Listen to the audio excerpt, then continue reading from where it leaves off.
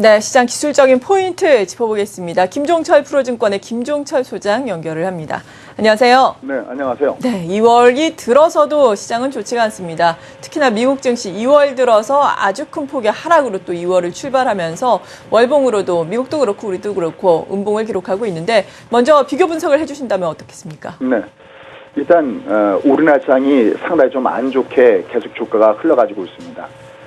우리가 왜 둘 중에 하나, 우리가 시험 볼 때도 예서 영어 시험을 잘못 보더라도 수학 시험이라도 잘 보면은 그래도 평균이 어느 정도 나오죠. 둘 중에 하나라도 살아 있어야 되는데 여러 차례 함께 말씀드렸던 대로 우리는 산업 구조 자체가 미국과 중국에 굉장히 밀접한 영향을 갖고 있습니다.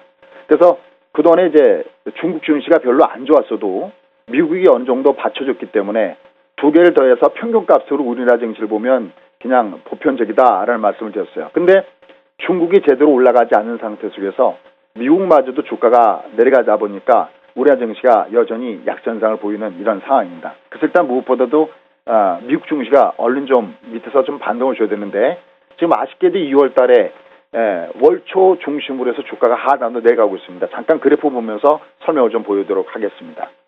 항상 장이 시작할 때는 시장이 월초 대비 윗단으로 움직이는지 월초 대비 아랫단으로 움직이는지가 굉장히 중요한 부분들인데 지금 화면에 보고 계시는 것이 다우지수입니다. 다우지수를 보시면은 월초 기준선을 갖다가 거버리면요, 얘가 지금 그냥 단순한 하락이 아니라 월초 시작점 대비 주가가 내려가고 있다는 점이 굉장히 부담스럽습니다. 여기 보면 강력한 매도 신호인 그 공족형 꿀보 신호가 나온 것도 결국은 따지고 보면 어떤 부분이 컸냐면 바로 지난달도 같이 보면 이게 월초 음봉이었거든요. 그러니까 아무리 강한 주가였어도 이렇게 월초 음봉에 두들겨 맞다 보면은 이 장이 약합니다. 근데 이번 달에도 이렇게 음봉을 내려가고 있는 부분들이 상당히 좀 부담스러운 이런 모습을 보여주고 있습니다. 다만 이제 한 가지 우리가 여기서 비빌 언덕이 어떤 부분들이냐면 현재 주가 이렇게 내려가면서 다우지수가 여기 마틴 게일존, 즉 120선과 240선 요 구간권대에 들어와져 있습니다. 통상 요 정도 들어오면은 이 과거에도 그랬듯이 최소한 여기서는 어떤 기술적인 반등이라도 시도가 되거든요. 그래서 제가 봤을 때는 얘가 내일 주가가 상당히 많이 중요하다라고 할 수가 있겠습니다. 여기서 과연 어떤 모습을 보여주느냐, 이 부분이 매우 중요하다라고 얘기할 수가 있겠죠.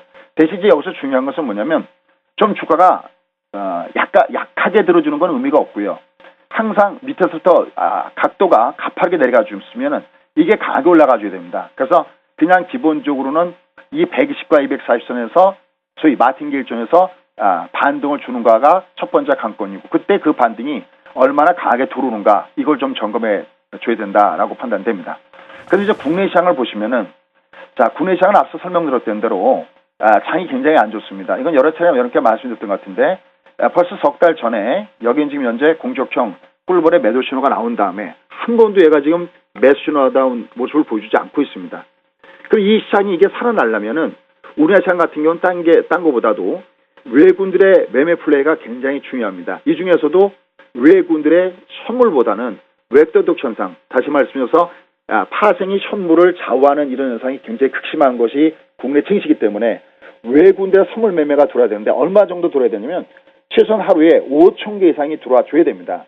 근데 지금 보면은 오늘도 외국인들의 매매는 우리가 원하는 방향으로 음주주지를 않고 있습니다. 이런 상태 속에서 장이 제대로 형성되지 못하고 있습니다. 그래서 일단 지금 외국인들의 매매가 어느 정도 매수로 돌아서야 되고 또 그다음에 미국 증시가 올라갈 때 강한 반등을 주려면 일단 환율이 문제입니다. 오늘도 보면 환율이 위로 올라가면서 상대적으로 부담감을 던져주고 있거든요.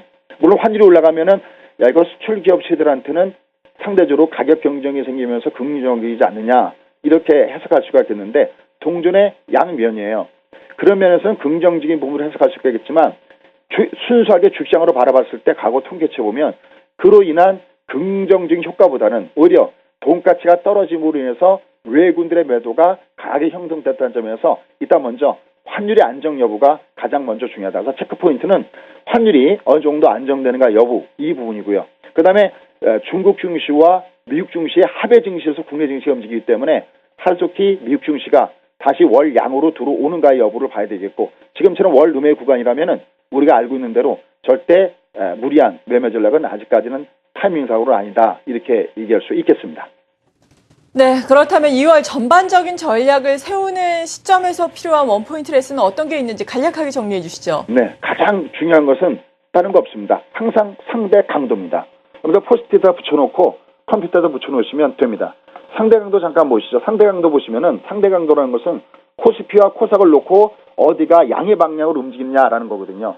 이 상대 강도 두 가지를 점검하시면 됩니다. 월초 시초가와 일선의 기울기. 그런데 지금 보면 코스피는 월초 음봉인데다가 일선도 내려가지고 있고, 그다음에 코스닥도 월초 음봉에다가 일선의 기울기는 점점 둔화되는 모습을 보여주고 있습니다. 그래서 반대의 강한 신호, 다시 말씀드려서 잔대 양봉이 나오기 전까지는 절대 무리해서는 안 되겠고, 완전한 신호는 일선이 돌아서야 됩니다. 우리가 이것을 빨빨 패턴이라고 하는데, 장대 양봉, 그 다음에 뒤를 이어서 일선이 회전되기 전까지는 아직은 전체 주가가 위로 올라가더라도 물량 소화 과정이 좀 더 있어야 된다라고 보셔야 되겠고요. 일단 지금 가장 가까이 있는 기대할 수 있는 것은 뭐냐면 딱 하나입니다.